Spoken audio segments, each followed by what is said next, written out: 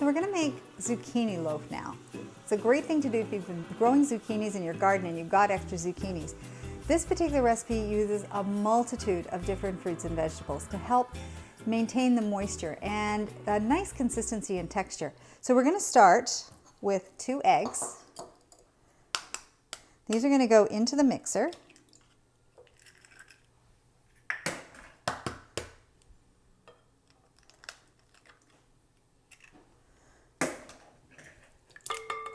We're going to put the sugar in now with the eggs. And we're going to put applesauce.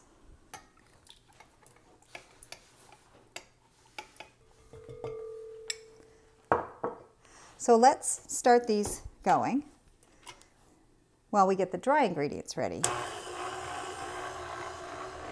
So we're going to sift the dry ingredients again. So we've got brown rice flour. We've got sorghum flour.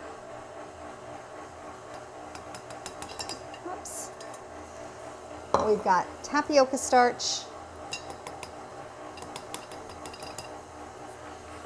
And potato starch. Then we've got baking powder and baking soda just to give it lots of lift. We've got a little bit of salt.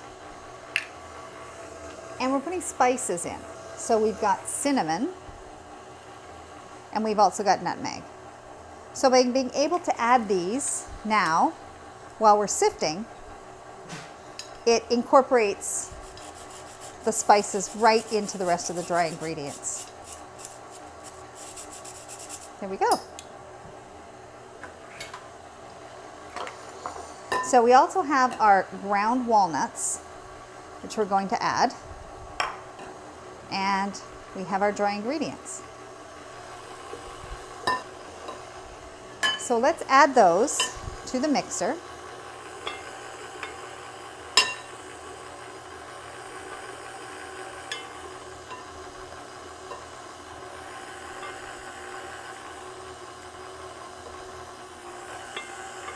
So I'm going to add raisins to this recipe as we go along.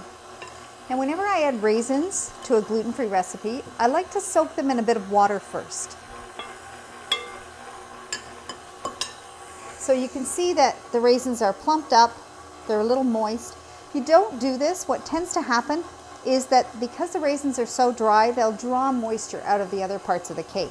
So by doing this, they're not plumped up like they were grapes or anything, but they've got some moisture around them.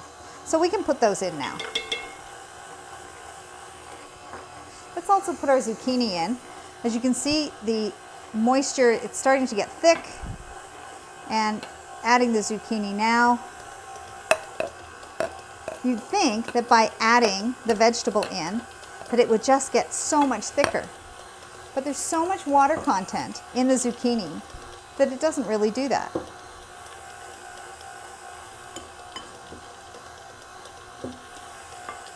So I'm going to put the last of the dry ingredients in.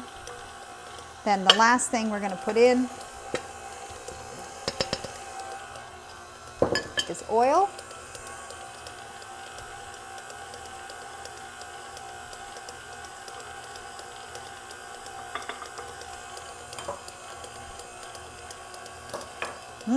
I can smell the cinnamon and nutmeg now.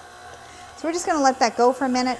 It will break up some of the shredded zucchini. You can shred it fine or you can shred it thicker. It doesn't really matter. If you don't like the look of the green skin from the zucchini in your cake, you can always peel it first. I sort of like the green in it. There we go. So we've got raisins, and then we've got the walnut flavoring from the crushed walnuts. We've got applesauce, and we've got zucchini. So we've got lots going on here. We're going to put this in a regular loaf pan. Spray it first with a gluten-free spray. So I'm going to pour this in, and I'm going to put it in the oven at 350, and we'll come back when it's ready to come out.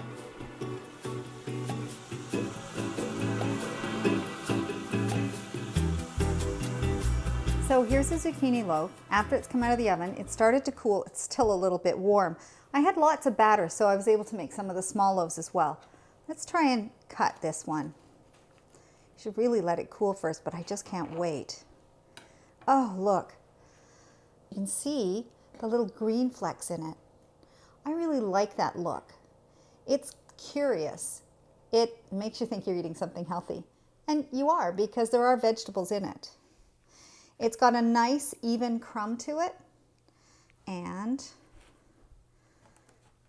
let me just taste it. With the raisins and the spices in this one, it tastes completely different from the other cakes we made today.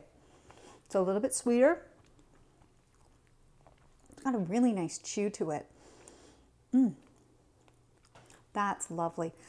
This you could put jam on as well if you wanted. It's a really versatile cake, and you can make it in this size, or I made it in the little mini loaf size too. And you can see the little green flecks on the top. So now you know how to make gluten-free zucchini loaf that you can do at home.